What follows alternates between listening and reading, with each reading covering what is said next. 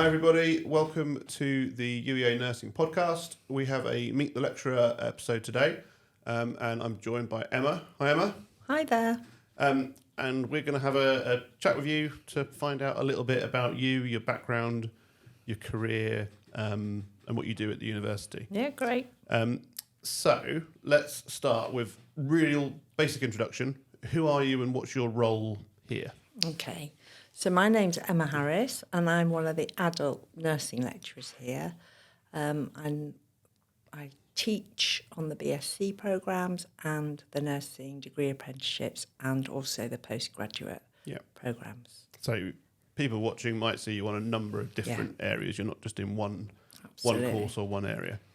Okay, cool. So we tend to start the kind of chat with working out how you got to this point in the first place by like, how did you get into nursing? And everyone's got their own sort of story. So what made you become a nurse? How did you get to that point? Yeah, it's really interesting. I was thinking about this morning, actually, because quite a few people come into nursing because of family ties and parents or grandparents have done that. But nobody in my family have ever followed the nursing background. I was really wanted to be a nurse since I was kind of in my early teens, from about 10 to 15, and I really just thought, right, this is for me.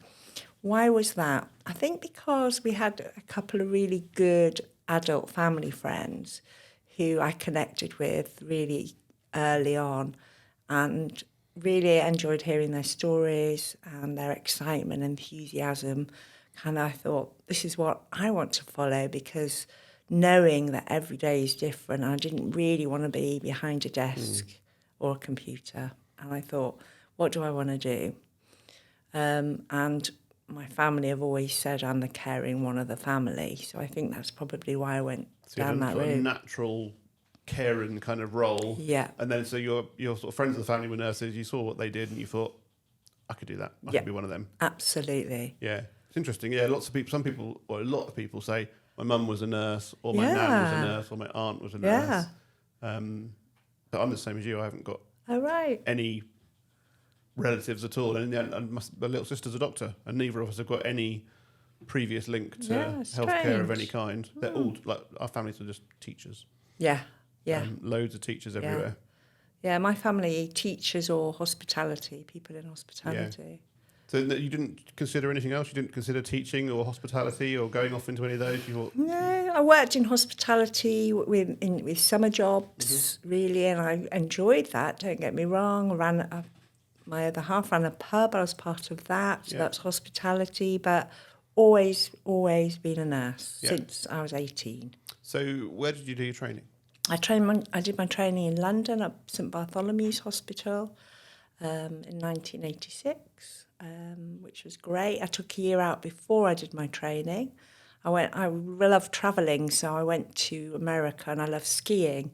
So I was a nanny in Vail in Colorado for a year before I did my nurse training. So like straight after school kind of age? You went off to do after that. my A-levels. Sounds fun. Yeah, it was great fun. It was good for me as well. It gave me confidence, being more independent. Yeah. And, meeting lots of different people. And were you originally like from this area or from London or No, what? Originally Yorkshire. Then my family, my dad was a hotel manager.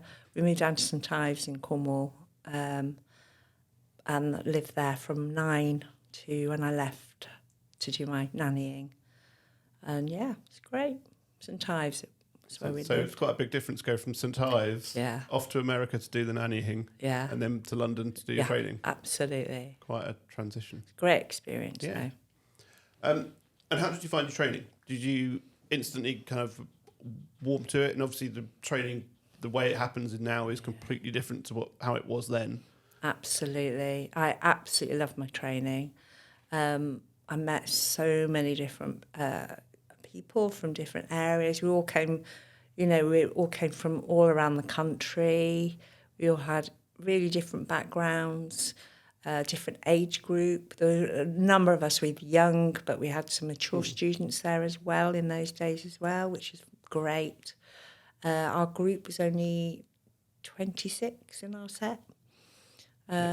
Yeah, I loved it. And I played hockey for the medics. And I remember doing that, playing that. So you kind of, once you were there, you were like, right choice. Settled in really well. Absolutely. Yeah. And then sort of, obviously you go through your training, you finish at the end. Where did you go next? What was your kind of, at the end of your training, were you aspiring to become a certain type of nurse? Did you have an area you really wanted to work in? Yeah, it's really strange. And I've talked about this a lot. During my training, I loved every area I worked in. I loved medicine. I loved surgical. I loved emergency department, older people. Yeah. And I found it really hard to know where to go. When I qualified, I had offers of jobs at Barts. I ended up moving to Norwich after I'd qualified. Okay. That's interesting. So you had another random place on the map to come to. I know. I never heard of Norwich before as so you well. came there just because you got a job here and that was... No, I met a gentleman who ran a pub. Oh, okay. And I was the social secretary of our group at Barts. Met him. We have competitions. We had sport competitions from the nurses against all the publicans. And he got offered a pub in Norwich. Oh, so it made sense. Yeah. Perfect. And what was that first job for you? So my first job was on a medical ward at the Norfolk and Norwich. In those days, it was a wide range of medical conditions. And we used to have days called take days. So they were when we didn't have an emergency assessment unit then. We used to have, say, our ward on the Wednesday of 1 week was on a take day. So we'd take all the medical emergencies. Okay. So it gave you some really great experiences. Really varied, varied kind of role. Because on the other days, you would be doing the more traditional view of what you're doing, but then you have that. Absolutely, that real energy, exciting.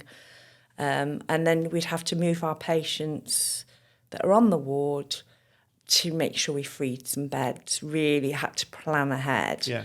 So maybe the whole ward would be cleared in one emergency day, which many a times that happened. So, it was a really good... That's interesting. Do you think that gave nursing staff across the hospital more of an understanding of the whole process because they had to deal with that? Personally, yes. I think there's positives and negatives for it. I think positives, it gives you a wider experiences of what other healthcare professions do, what other pressures other areas have. But now I think people have more specialist areas, so their skill set kind of develops more and becomes more of an advanced practitioner rather than us trying to know everything about everything all the time. There's pros and cons, I think. Yeah, and I guess with the volume of patients that arrive nowadays, it would almost be unfeasible to do it that way without having that. Absolutely. It would be chaotic, I think. But did you enjoy that? Loved it. Yeah. Absolutely loved that job. How long did I stay there? A couple of years, I would say. Yeah. Became an E grade, which is band. Kind of like a senior staff nurse type role, wasn't it? Yeah. Kind of 6 months on after qualifying. After a couple of years, I thought, I want to do something else. So I then went into, worked in the urology setting in the acute trust, which I really enjoyed. I was like a team leader there. Yeah. Wide range of urology conditions. And then following that, went into surgical area. I just felt it really wanted a wide experience, wide range of experiences as a qualified nurse. Yeah, so you moved around a little bit. Yeah. 2 years more, 2, 3, 4 years on each area, just to develop my skills and then kind of think, what do I want to do? Where do I want to be an advanced practitioner? Do I want to, and I think for me, that experience really, really helps. Yeah.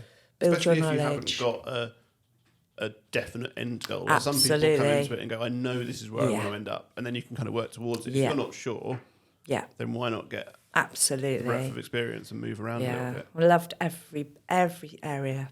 Absolutely. Yeah. And you're probably much more competent and understanding in the surgical area because you've already done the medical, because you understand the bits. Absolutely. It all connects. It really does. Yeah, none of them are actually completely isolated and independent, are they? Not at all. So, medical, urology, off to the surgical. Yeah. And then what happened next? Where did you go after that? So the surgical ward was a colorectal gas GI ward, which I absolutely loved, actually. It's very, we had very quite large operations.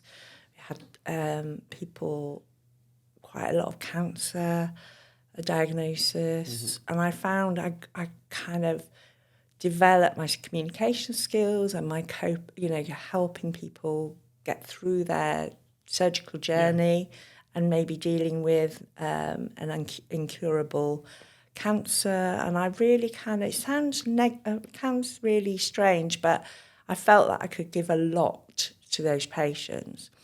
Then I got one of the specialist palliative care team, Macmillan team, came to me and said, look, we've got a post coming. Do you fancy doing that? And that's where I went. So I went to start working with them as a specialist palliative care nurse in 1999. Yeah, so that kind of was a logical step. Not what you'd planned on doing from the start, but just felt like you've been caring for a lot of those patients in the surgical aspect of diagnosis and the ongoing stuff, that it was a logical step across. Absolutely. And what did that job kind of involve then?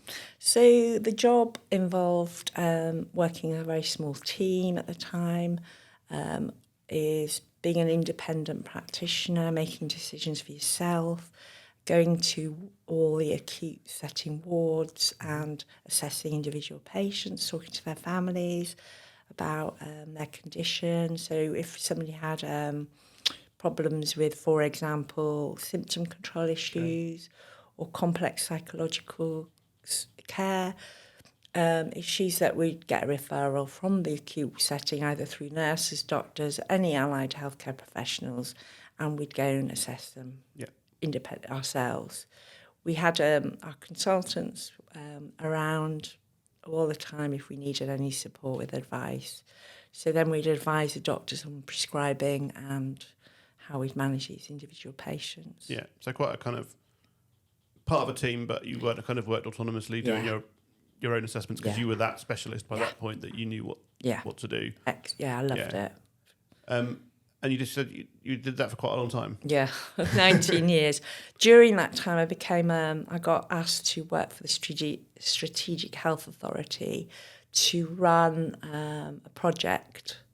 So I was an A to do a project for a couple of years. Yeah. But that was only kind of one day a week during my specialist palliative care role, which was fantastic. What we did do is go out round the whole of the area, Norfolk, Suffolk, Cambridgeshire, and we, as a team, we went and did lots of education in care homes and other providers. That sounds interesting. It was brilliant. So sort of getting your skills out and about, so empowering the teams out there. Absolutely, yeah. It was kind of a training the trainer approach.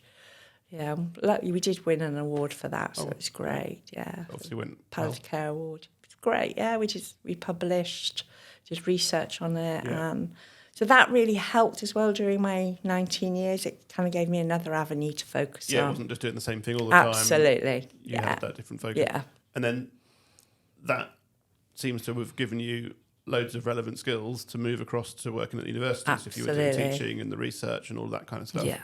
So how did you end up here? Well, I got asked on a number of occasions to come and teach on the BSc programme about end-of-life care, which is my absolute passion. So I used to come across and do those sessions, and then there was a couple of posts available, and the head of school sent an email to me and said, would you be interested? I wasn't sure if that was going to be for me, so we had an agreement that I could come on a seconded basis.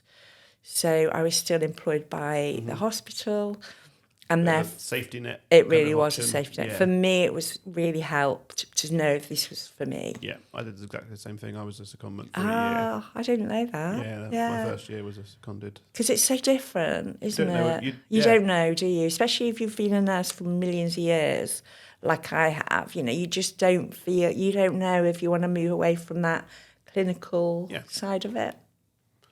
But obviously you enjoyed it and you moved from the secondment into a permanent post. Yeah, so I became a permanent lecturer in 2018. Yeah. Yeah. And what is it you like about working at the university?